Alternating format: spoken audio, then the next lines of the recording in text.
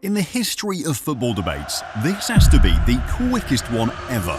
Al final creo que la gente tiene que respetar a los jugadores que están en el club. Estamos ahí durante toda la temporada haciendo nuestro mejor y al final ver una foto como esta. Raphinha felt he was getting disrespected, and he had every right to speak up, because this transfer wasn't just about the club. From his angle, it could have disgraced him. Raphinha has been on a tear in the 2024-25 season, with so many positives and so many key moments. But what if he's doing all of this because of the chip that was on his shoulder all summer? Imagine your team openly going after your replacement, and the fans are hyped about it. This was Raphinha's reality, but just before we get into how he ghosted Nico Williams this season, smash that subscribe button to Futbol Historia for the best quality content like this. This deal was very, very close to happening. Even Fabrizio Romano had this one as almost done. After the summer he'd had with Spain, where he had a good Euro tournament and scored in the final against England, Nico Williams became the talk of teams around the world, especially Barcelona. It had even become a hot topic for the club's president, Johan Laporta, and while he was trying to be respectful about it, you could see what was going on. Barcelona actively wanted to get Nico Williams to the club. Facts. It eventually didn't happen due to a number of reasons, some of them having to do with the financial side of the deal, and another part being the player wanting to stay at Bilbao for another year. But again, it was clear just how bad Barcelona wanted him. Particularly with Lamine Yamal, the partnership they had struck in the Euros made both players a duo that the club desperately wanted. Even Nico Williams was full of praise for Lamine Yamal. Now, guys, this wouldn't have been an issue. I mean the transfer deal and all, because Barcelona going after another attacker, if anything, would have helped the team in that department and added to the numbers they had. But it's the disrespect that came with the move, particularly to this player. Shirts like this, with Nico Williams' name on the back, quickly started getting attention. Notice the number 2? It's his! Raphinha's number, and immediately the message was clear from everyone who wanted the Nico Williams deal to happen to Raphinha. His number at Barcelona was up. Again, according to reports, the deal was a few stages from happening before the player decided to remain at Bilbao. And if you're a Barcelona fan watching, it's a good thing this happened, because since that period to this point in the season now, the two players involved have had very contrasting forms. Raphinha? If the season ended right now, he'd arguably be the front runner for the Ballon d'Or. That's how good he's been. Exceptional. 35 games this season, 24 goals and 15 assists. That's 39 goal contributions. More goal contributions than games played. And guys, as of the time of recording this, it's still only February. It's clear now that Raphinha is a different animal. From getting benched around the 70th minute mark under Xavi, he's become a team player in Hansi Flick's Barcelona team. Absolutely, and I have a fantastic team. And also the players are unbelievable.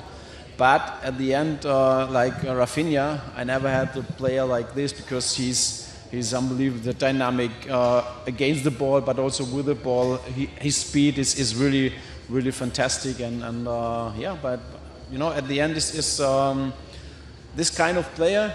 I think every team needs it, and we have it, and we are really happy. He's got a coach who believes in him, gets the best out of him, understands his abilities, and is playing him in a system where he can be the best version of himself. We talked about the goal contributions earlier. Throughout the entire 2023-24 season, he had 10 goals and 13 assists in 37 games. And while these numbers weren't bad, it's the overall performance that was the issue. You could see him threatening to boil over here, and that's because no matter how well he seemed to play under Xavi, he just couldn't get a proper run in the team. It's all changed now. In his words, it's his happiest moment since he got to the club. He's been playing the football of his career so far, and it's funny how things change because the Barcelona fans love him now. They're even applauding now. They must either really love him or are just grateful that Nico Williams' deal didn't go through, because where Raphinha has been a standout this season, Nico Williams has fallen off. Or did he? We'll get to that soon. But in the context of comparing his season to Raphinha's, where Raphinha has gotten 21 goal contributions in the league this season, Nico Williams has just 4. He scored 1 league goal all season. It's slightly decent in Europe, 2 goals and 2 assists, so 4 goal contributions in 8 Europa League games. But when it comes to European competition, Raphinha has 12. Particularly for Nico Williams, why this can be seen as a drop-off is because by this time of the season last campaign, he had produced better numbers. By February 2024, he already had 12 goal contributions in La Liga. This season, that number is down to 5. Because they're both wingers, it might be unfair to look at aspects of their game based on goals alone. So let's up the metric a bit.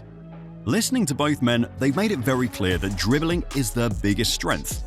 Starting with Raphinha, his 78 dribbles attempted at 3.7 per 90, 42 completed, or 1.95 per 90, with a success rate of 52.56%, ranking him in the 94th percentile in the league in this category.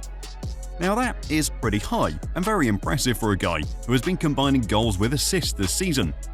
Nico Williams as well has been very consistent in this department. 112 dribbles attempted, which is a staggering 7.1 per 90, and he's completed 43 this season, a rate of 2.73 per 90, with a success rate of 38.39%, which ranks him in the 99th and 98th percentile in the league this season. So what does all of this mean then? Well, where Nico Williams has continued with the impressive dribbling, Raphinha has more than doubled his end product. Let's keep the spotlight on Nico Williams a bit. The news and rumours surrounding a potential move to Barcelona have cooled off, and that's mainly thanks to Raphinha's form. So what exactly happened to Nico Williams this season then? Well, the answer to this might not exactly surprise you. Raphinha. You see guys, the truth is, Raphinha's form this season has put Nico Williams in an uncomfortable position when talking about him.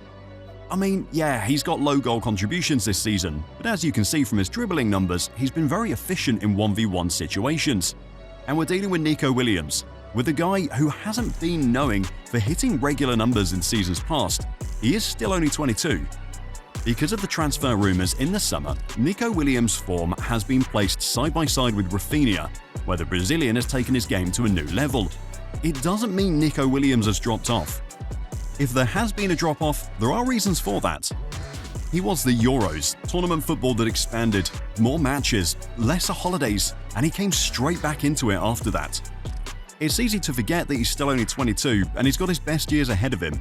But because of the entire saga from the summer, every time his name has been mentioned this season, it's in regards to how or what he could have been at Barcelona. On the part of Raphinha, what we're seeing from the Brazilian is simply outstanding. I'm not even talking about the numbers now. Game after game, performance after performance, we're seeing a guy who is not just hungry to play, but who fits the system as well. The way Barcelona plays now, it requires the high-intensity pressing and energy a player like Raphinha has to keep the team on the front foot. He'll start wide and constantly drop into positions where he can create overloads for the team, whether it's centrally or in midfield. He's matured too. Raphinha has captained Barcelona on occasions this season, at the game against Bayern Munich where he got that sensational hat-trick, or in La Liga, he's one of the senior voices in the locker room. And at 28, he's now entered into what we can consider the prime of his career. Nico Williams, what has he done this season? Nothing. This is another one. I said this during the Euros and after the Euros. He's good. He's not, Barcelona good. He's not going to start for Barcelona. He had a good Euro, and he's just like one of those quick, fast players on the wing. Put him in a Premier League Leicester team. He's Damari Gray, but with a fancy name. Nico Williams. I just don't see him to be one of the best players ever. No. Anyway, I hope he returns to Euro form because it was really entertaining to watch. But this has been the topic with Nico Williams this season. After his Euro form, where he contributed to 3 goals and was a threat for Spain down the flanks, a lot of people expected him to kick on from that and become one of the star names in La Liga this season. And as we've talked about earlier, this isn't to say he's been bad this season, far from it. He's just following a natural progressive curve that should be normal for every player. But now, let's look at him from the context of what could have been a potential move to Barcelona, and that way, we truly see how Raphinha has gone miles clear of this debate. If he had joined the club, let's hypothetically think about what could have happened. Would he have been any better? Well, it's a yes and no thing. Ultimately, it's a guess because it didn't happen. But if the move did take place, I don't think even Nico Williams would have been expecting to get the type of numbers Raphinha has been pulling off this season. His playing style is very similar to Lamine Yamal's, in the sense that they both like to hug the touchline, isolate opponents and get 1v1. They also like to get assists as well. Lamine Yamal has the most assists in La Liga this season, and in the 2023-24 campaign, Nico Williams had double the amount of assists with 16 than the amount of goals he scored with 8. So where is all of this leading to then? Well, if he joined Barcelona, Nico Williams would most likely have been another Lamine Yamal down the flank, get past the opponent fast enough to whip the cross in for a teammate to finish. If you're a Barcelona fan and you remove any kind of emotional sentiment to think about it, the more you deep dive into it, the more you're kind of grateful that the move didn't happen. That they are where they are now, Barcelona that is because of a combination of what they've got up top. In that front three now, Lewandowski, Lamine Yamal and Raphinha are a mix of different individual qualities that come together to form a nice balance and give the team a proper structure going forward.